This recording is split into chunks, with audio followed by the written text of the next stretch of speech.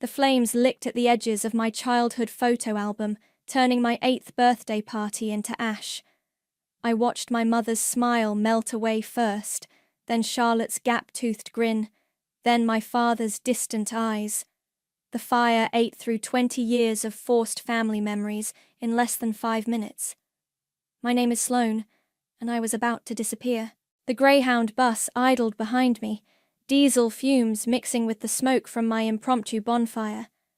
I had $47 in my pocket, a duffel bag with 3 days' worth of clothes, and absolutely nothing left to lose. 3 hours earlier, I'd been sitting in my mother's living room, surrounded by what she called the people who love you most. Mom perched on her throne, that ridiculous burgundy armchair she'd inherited from her mother, while Charlotte sprawled across the couch, bouncing her 2-year-old on her knee. My brother-in-law Dallas sat in the corner, scrolling through his phone like he'd rather be anywhere else. "Honey, we need to talk," Mom had said, her voice dripping with that particular brand of concern that always made my skin crawl. "About these treatments." I should have walked out right then, but I was 39 years old and still stupid enough to hope my mother might actually support me for once. "The fertility treatments," Charlotte chimed in, shifting little Emma to her other hip. "Mom told me how much you're spending. $20,000? Sloane, that's insane." "It's my money," I said quietly, my hands folded in my lap like a scolded child. "But is it worth it?" Mom leaned forward, her perfectly manicured fingers steepled. "At your age? The doctors said your chances are what? 15%? 12, I whispered.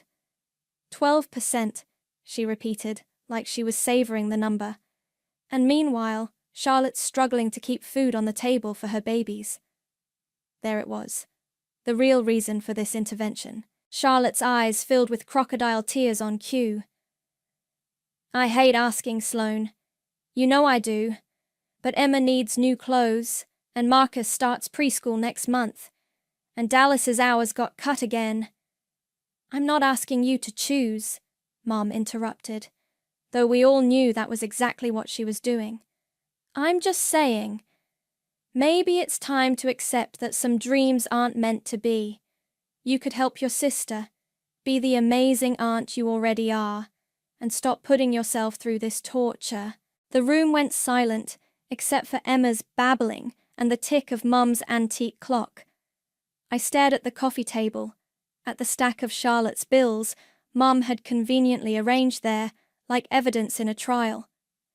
"The next round of IVF is scheduled for Monday," I said. "Cancel it," Mom said simply. "Use that money to help your family instead. Real family.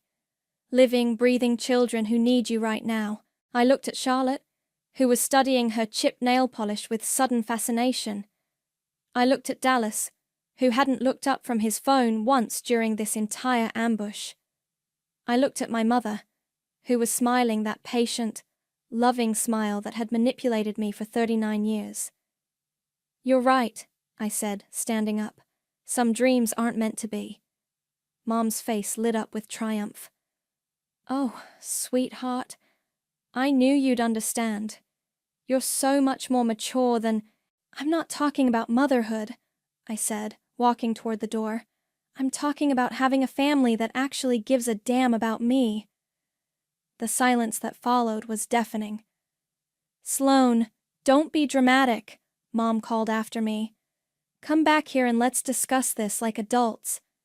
But I was already in my car, already driving to the bank to withdraw my life savings, already planning my escape from the people who had spent 4 decades convincing me I was selfish for wanting anything for myself. I cancelled the IVF appointment from the parking lot of the bus station. Dr. Martinez's receptionist sounded confused when I told her I wouldn't be rescheduling. "Are you sure, Ms. Grant? You've been working toward this for 2 years." "I'm sure," I said, watching a mother chase her toddler across the asphalt. "Some things just aren't worth fighting for anymore." The bus driver honked his horn. Last call for passengers heading north to anywhere but here. I stomped out the last of the burning photos with my heel, and climbed aboard. As we pulled away from the station, I felt my phone buzz with a text from Charlotte. "Mom says you're being ridiculous. Call me when you're ready to apologize." I turned off my phone and threw it in the trash can at the back of the bus. Some bridges are meant to burn. The bus dropped me off in Portland at 3 in the morning. I had no plan, no contacts, and no idea what I was doing. But for the first time in years, the silence in my head felt like freedom instead of emptiness. I found a women's shelter called Haven House, 6 blocks from the bus station. The intake coordinator, a tired-looking woman named Janet, handed me a cup of coffee and a clipboard. "Running from family or a partner?" she asked, without looking up from her paperwork. "Family." She nodded like she'd heard it 1,000 times. "You got any skills? Education?" "Marketing degree, 10 years in corporate communications." "Good, we can work with that." She looked up at me for the first time. "You planning to stay invisible forever? Or you thinking about fighting back eventually?" The question caught me off guard. "I don't know yet." "Fair enough. Take bed 7. Breakfast is at 6. And honey?" She handed me a worn paperback book. "Read this when you're ready to get angry instead of sad." The book was called Toxic Parents by Susan Forward. I devoured it in 2 days. 3 weeks later, I was volunteering at Haven House during the day and working nights at a 24-hour diner called Mel's. The work was mindless, perfect for someone trying to rebuild herself from scratch. But it was the stories I heard at the shelter that really changed me. "My mother told me I was too fat to find a husband," said Maria, a woman about my age who'd fled an abusive marriage. "Then when I finally left my ex, she said I was too picky, and that's why I was alone. Mine convinced me to drop out of college to take care of my sick grandmother," added Sarah, barely 25. "Then when Grandma died, she said I'd wasted my potential, and it was too late to go back to school." I listened to story after story of mothers who destroyed their daughters' dreams in the name of love. Women who'd been convinced they were selfish for wanting careers, children, independence, happiness. "You should write about this stuff," said Sylvia, a counselor who ran the evening support groups. "You've got a way of listening that makes people feel heard." "I'm not a writer." "Says who? Your family?" She raised an eyebrow. "Honey, they also said you were too old to have kids and too selfish to help your sister. Maybe their opinions aren't worth much." That night, I started typing on the ancient computer in Haven House's common room. I wrote about the intervention, about the choice I'd been forced to make, about the moment I realized my family's love came with conditions I could never meet. I posted it anonymously on a forum called Women's Voices. The response was immediate and overwhelming. "Holy shit, this is my life. I'm crying. Thank you for putting words to what I couldn't say. My mother did the exact same thing to me. How did you get the courage to leave?" "Looks like you struck a nerve," Sylvia said, reading over my shoulder the next morning. "You got 300 comments overnight." I wrote another post, then another. Each story I shared seemed to unlock something in other women. They started sharing their own experiences in the comments, creating this raw, honest community of daughters who'd been failed by the people who were supposed to protect them. "You need to think bigger than forum posts," Sylvia said one evening as we closed up the shelter. "This could be a book, a real book." "I can't use my real name. My family, so don't. Pick a pen name. But Sloane, you're giving voice to something that millions of women are going through. You can't keep hiding in the shadows forever." That weekend, I created a new email address, shgreen.writer@gmail.com. SH for Sloane Haven, the place that had saved me. Green because I was finally growing into someone new. I spent the next 6 months writing during every spare moment. The book poured out of me like a confession I'd been holding back my entire life. I wrote about toxic family dynamics, about the myth of unconditional maternal love, about the daughters who disappear rather than fight back. "It's powerful," said Emery, the literary agent who'd agreed to read my manuscript after seeing my viral forum posts. "Raw, honest, necessary. But are you prepared for what happens when this gets published? When your family finds out?" I thought about my mother's triumphant smile when I'd agreed to give up my dreams. I thought about Charlotte's crocodile tears and convenient timing. I thought about all the women at Haven House who'd been silenced by guilt and manipulation. "Let them find out," I said. "I'm done being quiet." The contract arrived 2 weeks later. My advance was enough to get my own apartment and start planning my next book. But first, I had a phone call to make. I powered on a new cell phone and scrolled to my email. Buried in the spam folder was a message I'd never seen before, sent 3 days after I'd left home. The sender was my father's old email address. "Sloane, I'm sorry I never protected you from her. I should have been stronger. There are things you need to know about your mother. Things I should have told you years ago. I love you. Dad." My hands shook as I stared at the screen. My father had been dead for 2 years. Someone else had sent this message. Someone who knew the truth about my family. And they were about to help me burn it all down. The package arrived on a Tuesday morning with no return address. Inside were 3 leather-bound journals and a handwritten note on yellow legal paper. "Sloane, your father asked me to give these to you if anything happened to him. I'm sorry it took so long. I wasn't sure you'd want them. But after reading your articles online, I think you deserve to know the truth. Mrs. Patterson, your old neighbor."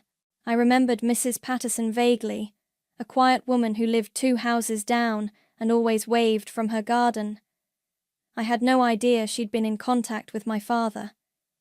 The journals were dated from 2015 to 2019, the year he died. His handwriting was shaky in the later entries, but the earlier ones were clear and methodical, like he was building a case. March 15th, 2015. Sloane called today, excited about starting fertility treatments. I wanted to tell her I was proud of her, that she deserves every happiness. But Delilah was listening from the kitchen, and I know what happens when I show too much support for Sloane. The silent treatment for weeks, the comments about how I enable her selfishness. I'm a coward. I flipped through pages of similar entries, my father documenting every family dinner, every phone call, every moment my mother undermined me while he stood by and watched. June 3rd, 2016. Delilah intercepted another letter I wrote to Sloane. She found it in my jacket pocket and tore it up. "Stop filling her head with false hope," she said. "She needs to accept reality." But whose reality? Delilah's? The one where Sloane is always wrong and Charlotte is always the victim. My hands were shaking. All those years I thought my father didn't care. He'd been writing to me. Letters my mother had stolen. September 12th, 2017. I found Delilah's old phone today, while cleaning out the garage. She thought she'd thrown it away, but it was buried under some boxes. The text messages are still there. All of them. Every message she sent to Tyree Washington between 2010 and 2014. 4 years of lies. Tyree Washington. I remembered him. A family friend who'd moved away suddenly when I was in college. He'd been at every barbecue, every holiday gathering. My mother always lit up around him, in a way she never did with my father. October 1st, 2017. Confronted Delilah about Tyree tonight. She broke down, admitted everything. The affair started after Charlotte was born. She said she was lonely, that I was always working, that Tyree made her feel alive again. She got pregnant in 2013, miscarried at 12 weeks. She said losing that baby broke something in her, made her bitter about other people's happiness, especially Sloane's desire for children. She begged me not to tell the girls, said it would destroy the family, threatened divorce if I ever said anything. I'm trapped. If I leave, I lose my daughters completely. If I stay, I watch her poison them against me every day. I had to put the journal down. My mother's cruelty toward my infertility struggles suddenly made horrifying sense. She'd lost a baby with her lover and couldn't stand watching me fight for the child she'd never had. April 20th, 2018. Sloane's IVF failed again today. She called crying, and I wanted to drive over there and hold her, tell her none of this is her fault. But Delilah was already on the phone with Charlotte, planning another intervention to get Sloane to give up and help with Charlotte's kids instead. I'm watching my daughter get destroyed, and I'm doing nothing to stop it. The final entry was dated just 2 weeks before he died. January 8th, 2019. I'm getting sicker. The doctors say it's my heart, but I know it's guilt eating me alive. I've failed Sloane in every way that matters.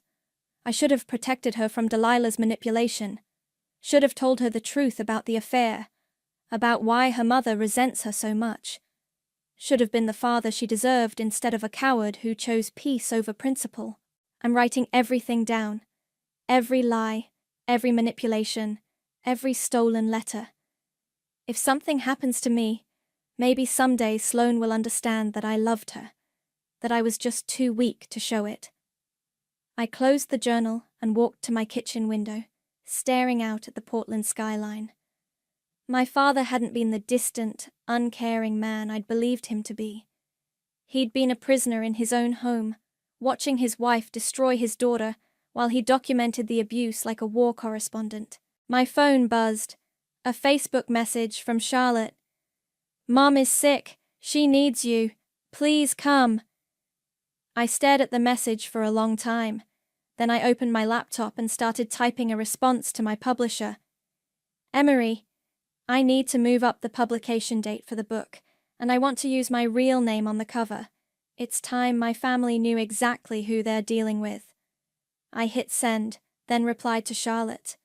"I'll be there tomorrow." It was time to go home.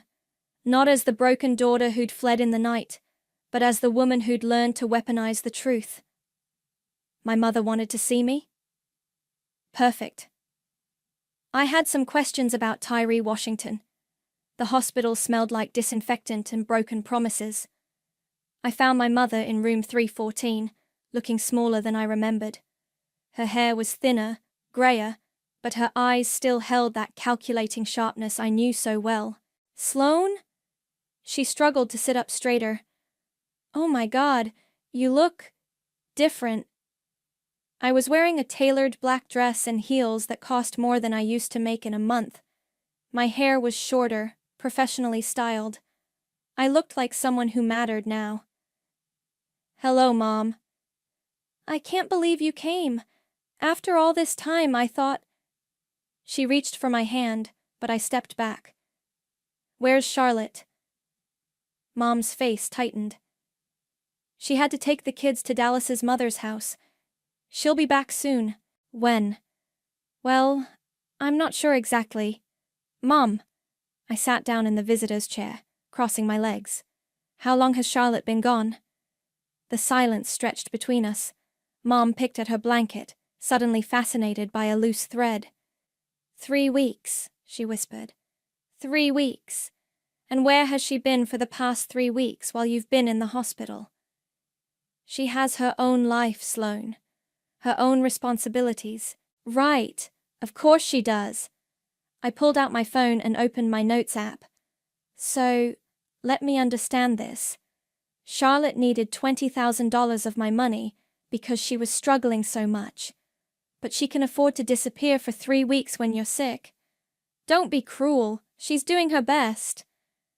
Is she? Because I called Dallas on the drive here. Interesting conversation. Mom went very still. You called Dallas? He told me Charlotte moved out 6 months ago, took the kids, and moved in with some guy named Brad. Apparently, she's been telling everyone that Dallas abandoned them, but really, she left him for a man with a bigger bank account. That's not... He also said Charlotte cleaned out their joint savings account before she left. $12,000. So when she was crying about not being able to afford preschool for Marcus, she actually had plenty of money. She just wanted more. Mom's monitor started beeping faster. Sloane, you're upsetting me. Good. You should be upset. You should be furious that your precious daughter dumped you here and ran off to play house with her new boyfriend while you were having chest pains. She's coming back. When? Because I talked to the nurses, Mum. You've been here for 3 weeks, and Charlotte has visited exactly twice, both times to ask about your insurance coverage and whether you'd updated your will recently. The color drained from Mum's face. She wouldn't what? Use you for money and then disappear when you actually need help? Because that's literally what she's doing right now. A nurse knocked and entered. Mrs. Grant, the doctor wants to discuss your discharge plans. I'll handle it, I said, standing up. I'm her daughter. The nurse looked confused. Oh, I thought Charlotte isn't here. I am. After the nurse left, Mom grabbed my wrist with surprising strength. You can't just take over my life. I'm not taking over anything. I'm cleaning up the mess Charlotte left behind. I gently removed her hand. The doctor says you need supervised care for at least 6 weeks. Charlotte obviously isn't providing that. I can take care of myself. Can you? Because according to your medical records, you fell at home and lay on the kitchen floor for 8 hours before Mrs. Patterson found you. 8 hours, Mom. Where was Charlotte then? She was busy. She was busy with Brad. I know because Dallas showed me the Instagram photos. She was at some resort in Cabo while you were lying on your kitchen floor. Mom started crying then. Real tears, not the manipulative ones I remembered from childhood. I don't understand, she whispered. I gave her everything. I always put her first. I sacrificed. You sacrificed me, I said quietly. You sacrificed Dad. You sacrificed everyone for Charlotte, and look where it got you. So you're here to gloat? To watch me suffer? I studied her face, the woman who'd convinced me I was selfish for wanting children, who'd manipulated me into giving up my dreams for a daughter who couldn't even be bothered to visit her dying mother. No, Mom. I'm here because, unlike Charlotte, I actually understand what family responsibility means. You're going to take care of me? I'm going to make sure you're taken care of. There's a difference. I pulled out a brochure from my purse. Sunset Manor. It's a private care facility about 20 minutes from here. Nice rooms, good staff, excellent medical care. You want to put me in a home? I want to put you somewhere safe, where trained professionals can help you recover. Where you won't be dependent on a daughter who's already proven she'll abandon you when it's convenient. Mom stared at the brochure, her hands shaking. How long have you been planning this? I wasn't planning anything, Mom. I came here thinking I might find some way to forgive you. But then I talked to Dallas and the nurses, and I realized something. What? Charlotte isn't the victim in this family. She never was. She's exactly what you raised her to be, someone who takes everything and gives nothing back. And what does that make you? I stood up and smoothed down my dress. Someone who learned to survive you both. The door opened, and a woman in scrubs entered with a clipboard. Mrs. Grant, I'm here to discuss your transfer to Sunset Manor. Your daughter has already handled the paperwork. Mom looked at me with something I'd never seen in her eyes before. Fear. Don't worry, Mom, I said, picking up my purse. It's a very nice place. Much nicer than Charlotte deserves to visit. The book hit shelves on a Tuesday. By Friday, it was trending on social media. She Who Kneels Does Not Break, A Daughter's Journey from Manipulation to Liberation by Sloane Grant. I'd used my real name, my real story, changed just enough details to avoid lawsuits, but anyone from my hometown would recognize the truth immediately. The reviews are incredible, Emery said over the phone. The Times wants an interview. So does Good Morning America. I was sitting in my hotel room, 3 blocks from Sunset Manor, scrolling through the comments on the book's Amazon page. "This is my mother. This is my life. Thank you for showing me I'm not crazy. I'm buying copies for every woman I know who's been gaslit by her family." Chapter 12 made me sob. The part about the fertility treatments, I felt that in my soul. Chapter 12. The one where I detailed the family intervention, the choice between my dreams and Charlotte's needs, the moment I realized my mother's love came with a price tag I could never afford to pay. My phone buzzed. Charlotte. "What the hell is wrong with you?" she screamed before I could even say hello. "Hello to you too, Charlotte. Don't you dare act casual with me. I just got off the phone with 3 different people who read your little book. You used our real names, Sloane, our real story." I used my real name. The story is mine. "You made me look like a monster. I wrote about what happened. If you look like a monster, maybe examine why. You're destroying our family." I laughed. Actually laughed. "What family, Charlotte? You mean the one where you disappeared for 3 weeks while Mom was in the hospital? Or the one where you stole money from Dallas and then played victim when he divorced you?" "I never stole. Bank records don't lie. Dallas showed me everything." The line went quiet except for Charlotte's heavy breathing. "You have no right to air our private business," she finally said. "Funny. You had no problem airing my private business when you needed money for your kids." "That was different." "How?" "Because I was desperate. I needed help. And I needed support when I was going through fertility treatments. I needed a family that didn't make me choose between my dreams and their convenience. But you couldn't give me that, could you? We were trying to help you see reality." "Whose reality, Charlotte? Because my reality is that I'm now a best-selling author with a 6-figure book deal and a non-profit that's already helped over 100 women escape toxic families. What's your reality looking like these days?" Silence. "How's Brad, by the way? Still paying for your lifestyle while you play house with his credit cards?" "You don't know anything about my relationship. I know you moved in with him 2 weeks after meeting him. I know you told him Dallas was abusive to get sympathy. I know you're already looking for your next mark, because Brad's getting tired of supporting someone else's kids. You're a bitch, Sloane. You always were."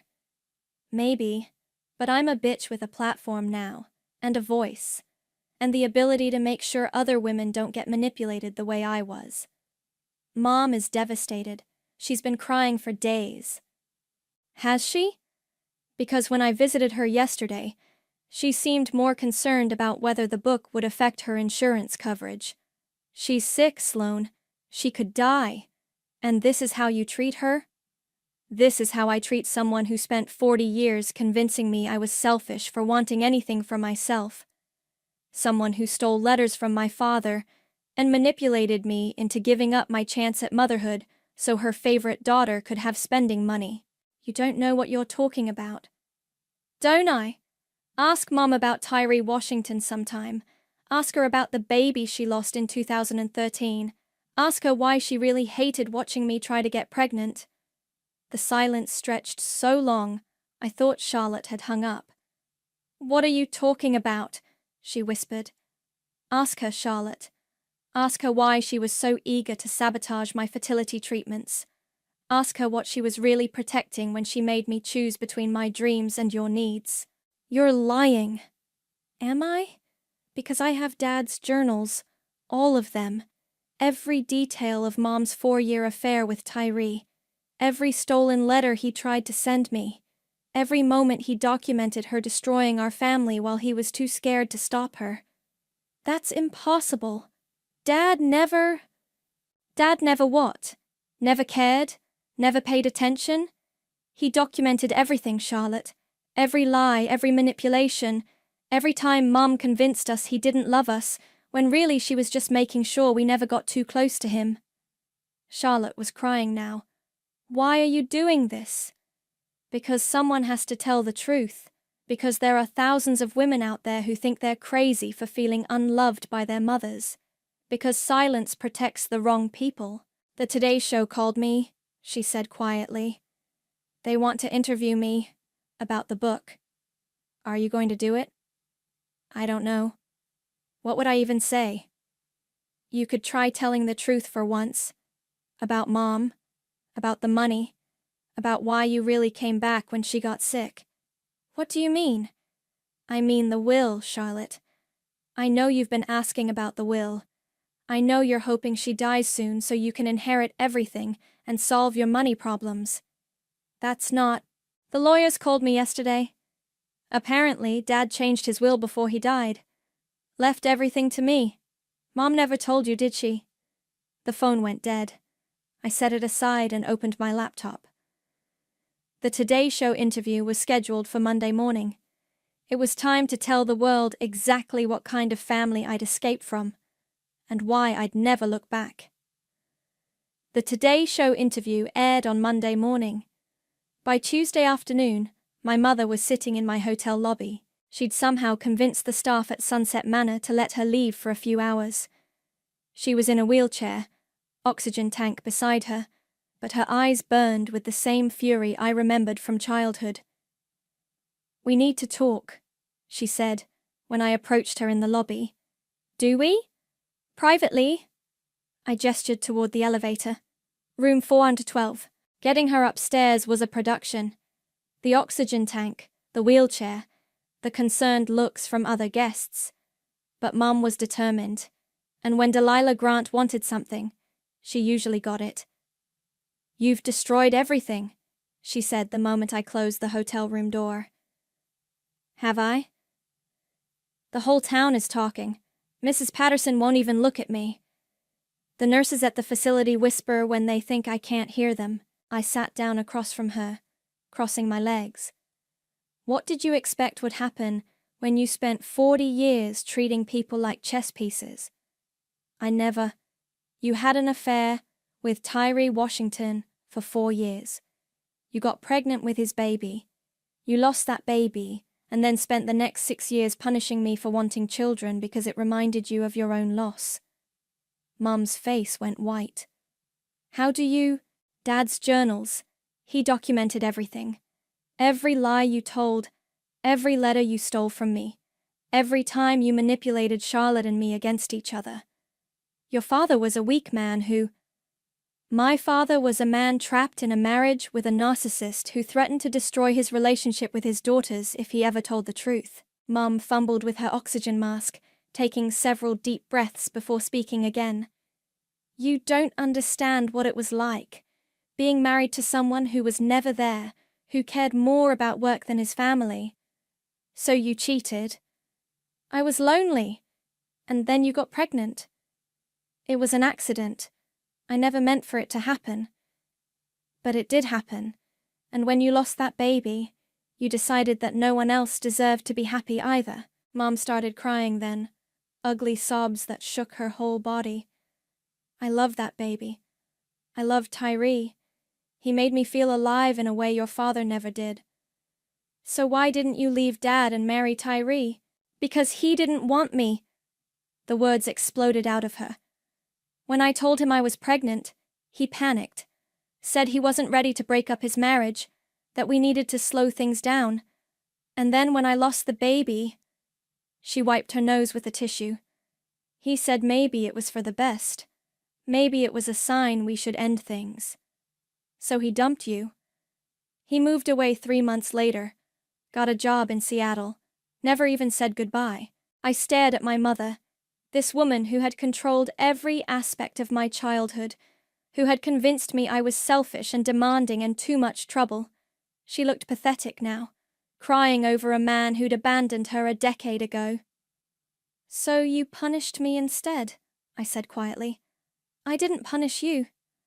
You sabotaged my fertility treatments because watching me try to get pregnant reminded you of the baby you lost with your lover. That's not... You convinced me to give up my dreams so Charlotte could have more money because you needed to feel like you were still in control of something. I was trying to help Charlotte. You were trying to make yourself feel better about being abandoned by Tyree. You couldn't stand watching me fight for something you'd given up on. Mom's oxygen tank hissed in the silence. Outside, I could hear traffic. Normal people living normal lives, unaware that a family was imploding 4 floors above them. I'm sorry, she whispered. Are you? I never meant to hurt you. I was so angry all the time. At Tyree, at your father, at myself. And you were so determined, so hopeful about having a baby, and it just reminded me of everything I'd lost. So you made sure I lost it too. I thought I was protecting you from disappointment. No, Mom. You were protecting yourself from having to watch someone else get what you couldn't have. She looked up at me with red-rimmed eyes. What do you want from me? You've already destroyed my reputation, turned the whole town against me. What more can you take? I don't want to take anything from you. I want you to understand what you did to me, what you did to Dad, what you did to this entire family. I understand. Do you? Because Charlotte called me this morning. She's doing the interview with CNN tomorrow. She's going to tell them about the money, about abandoning you at the hospital, about everything. Mum's face crumpled. She wouldn't. She would. Because she finally realized that you never actually loved her either. You just used her to hurt me. That's not true, isn't it? When was the last time you talked to Charlotte about anything other than money or what she could do for you? Mom opened her mouth, then closed it again. She's broke, Mom. Brad kicked her out last week. She's living in a motel with 2 kids and no job skills because you convinced her she didn't need to be independent. That you'd always take care of her. I will take care of her. With what? You're dying, Mom, and when you're gone, Charlotte's going to realize that all those years of being your favorite daughter didn't actually prepare her for real life. Mom reached for my hand. Please, Sloan, I'm begging you. Call off the interviews. Retract the book. I'll do anything. I looked down at her hand on mine. The same hand that had stolen my father's letters, that had manipulated me into giving up my dreams, that had destroyed my family piece by piece. This was never about forgiveness, Mom, I said, gently pulling away. It was about truth. I stood up and walked toward the door. Where are you going? Back to my real life, the one I built after I stopped letting you destroy it. Sloan, please. Goodbye, Mom.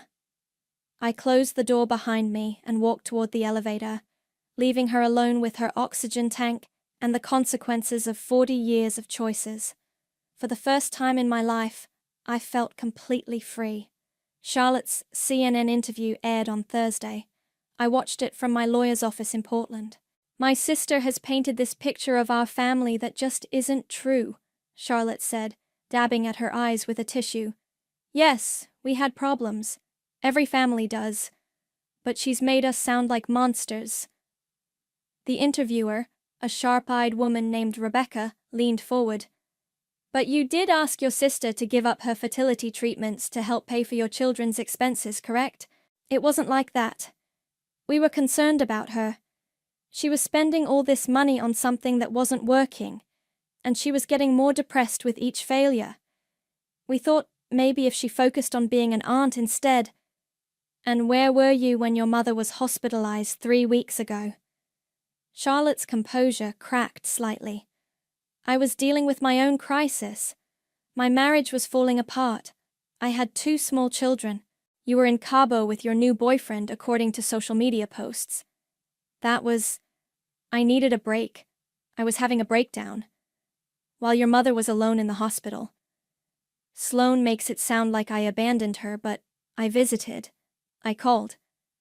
Twice in 3 weeks, according to hospital records. My lawyer, Patricia, muted the TV.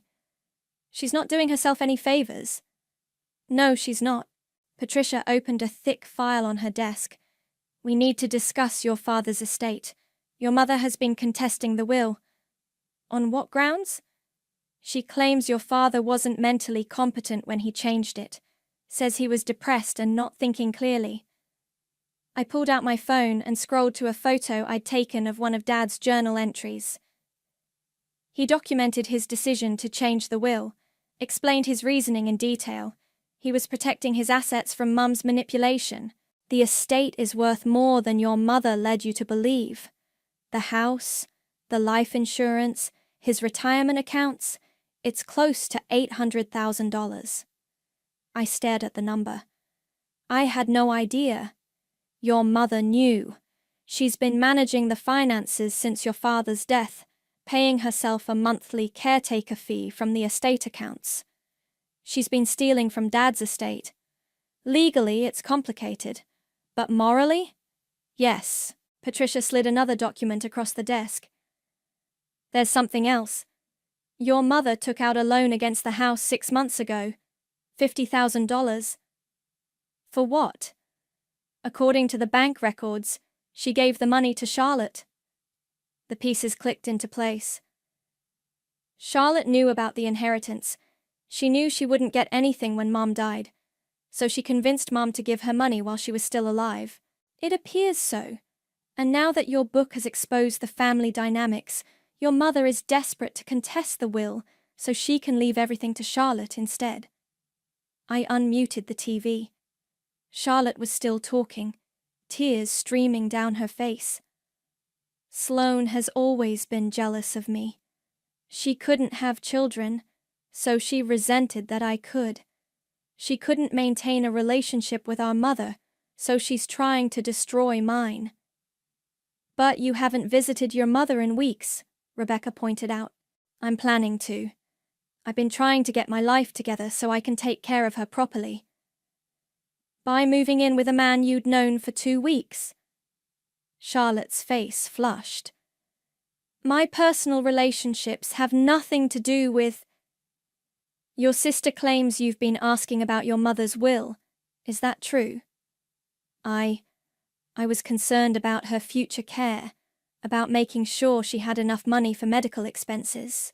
But according to financial records, you received $50,000 from your mother just 6 months ago. What was that money for? Charlotte's mouth opened and closed like a fish. That was a loan. For my children. A loan you haven't made any payments on. I'm planning to pay it back. With what income? You haven't held a job in over 3 years. I turned to Patricia. I want to establish a trust. For your mother's care? For her care, yes. But I want to control how the money is spent. No more cash payments to Charlotte. No more loans that never get repaid. Patricia nodded. I can draft something that ensures your mother receives proper medical care while preventing her from giving away your inheritance. My phone buzzed. A text from an unknown number. This is Dallas. I saw Charlotte's interview. There are things you should know about the money she got from your mom. Can we talk? I showed the message to Patricia. Charlotte's ex-husband wants to talk. About what? Probably about where that $50,000 really went. Patricia's assistant knocked on the door. Ms. Grant? There's a call for you. Someone from the Grant Foundation? I'd almost forgotten. The non-profit I'd established with my book proceeds was already operational, helping women escape toxic family situations. Put them through. Sloane? This is Maria from the foundation. We've had over 300 applications for assistance since your CNN appearance last week. Women who saw your story and realized they needed help leaving their own toxic families. 300? And the donations are pouring in. Other women who escaped similar situations want to help. We're going to need to hire more staff. I looked at Patricia, who was smiling. Sounds like your real legacy is just getting started. There's something else, Maria continued. A reporter from 60 Minutes called. They want to do a segment on toxic family dynamics and the women who escape them. They want to interview you and some of the women we've helped. Schedule it, I said without hesitation. After I hung up, Patricia leaned back in her chair. Your mother is going to hate this. My mother is going to have to learn to live with the consequences of her choices. And Charlotte? I thought about my sister, crying on national television, still playing the victim, even as her lies unraveled in real time. Charlotte is about to discover that being the favorite daughter doesn't mean much when you've never learned how to take care of yourself. Patricia gathered up the papers. I'll have the trust documents ready by tomorrow. Your mother's care will be guaranteed, but she won't be able to give away another penny to Charlotte. Perfect. And if she continues contesting the will, then she'll discover that I have 40 years' worth of documentation about her behavior. Dad's journals are just the beginning. I stood up and shook Patricia's hand. Thank you for everything. Where are you headed now? Back to Portland. I have a foundation to run and a book tour to finish. What about your family? I paused at the door. I don't have a family anymore, Patricia. I have a mother who needs medical care and a sister who needs to learn how to be an adult. But I'm done being their daughter. And you're okay with that? I smiled, thinking about the 300 women who'd reached out for help, about the foundation that was changing lives, about the platform I'd built from the ashes of my old life. I'm better than okay. I'm free. The Women's Advocacy Gala was held at the Portland Art Museum on a crisp October evening. I stood backstage, adjusting my emerald green dress, listening to the crowd of 500 women who'd gathered to celebrate survivors and advocates. You ready for this?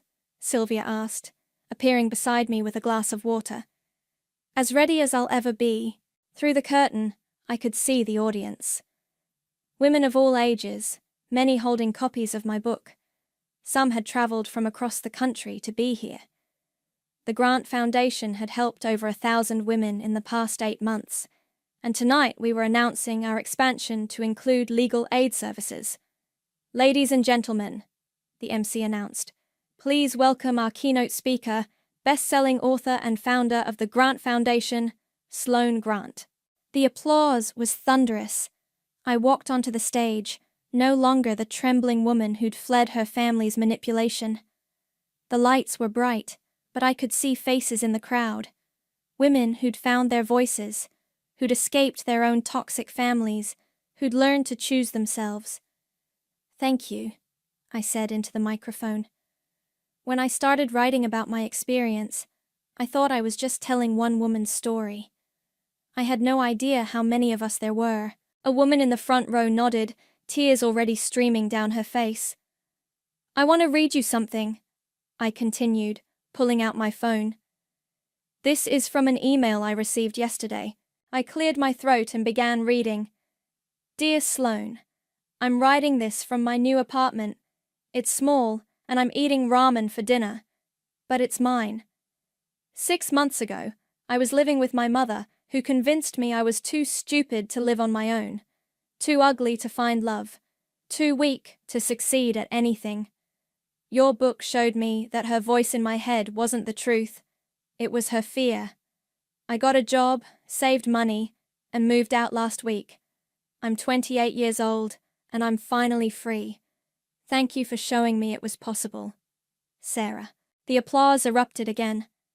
I waited for it to die down before continuing. Sarah is one of over 3,000 women who've reached out since my book was published.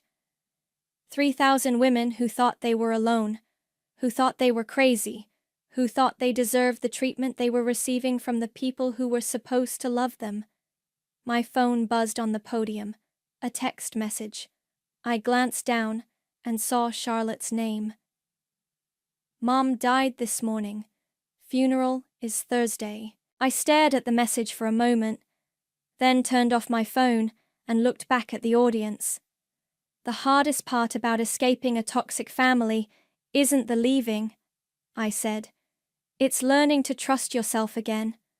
Learning that your feelings are valid, that your dreams matter, that you deserve love without conditions. Another buzz. I ignored it. Some of you are still in contact with your families. Some of you, like me, have chosen to walk away completely.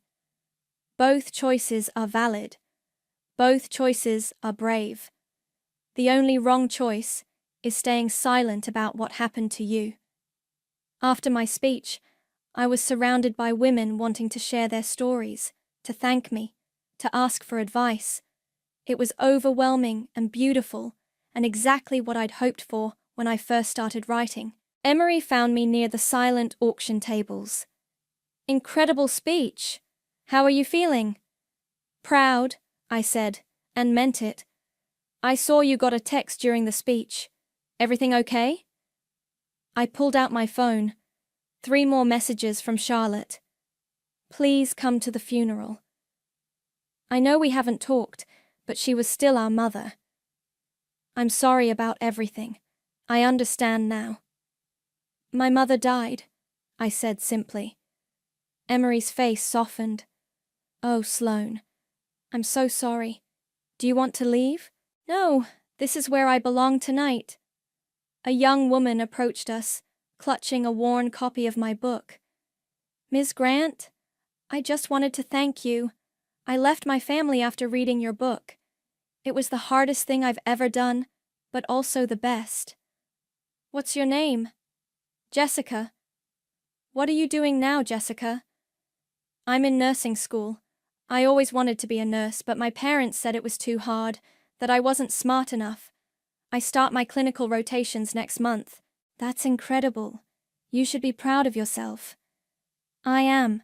For the first time in my life, I actually am. After Jessica walked away, I turned to Emery. This is my legacy. Not the book, not the money, not even the foundation. It's women like Jessica who are choosing themselves for the first time. Are you going to the funeral? I looked around the room at the women still mingling, still sharing stories, still finding strength in each other's survival. No, I said.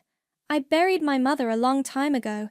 The woman who died today was just someone who shared my DNA. My phone rang. Charlotte. I declined the call and put my phone away. Come on, I said to Emery. Let's go celebrate with the women who actually matter. We walked back into the crowd, and I was immediately pulled into another conversation with another survivor, another woman who'd found her voice, another daughter who'd learned that family is something you choose, not something you're trapped by. The gala continued around us, full of laughter and tears and the sound of women who'd learned to take up space in the world. Women who'd stopped apologizing for wanting more than they'd been given. I didn't birth a child, but I'd birthed something else. A movement, a foundation, a community of women who refused to be silenced by the people who'd tried to break them. And the world was a little warmer because of it. Outside, it started to rain, but inside the museum, surrounded by women who'd learned to choose themselves, I felt nothing but sunshine. This was what freedom looked like. This was what winning felt like. This was what happened when you stopped kneeling and started standing tall.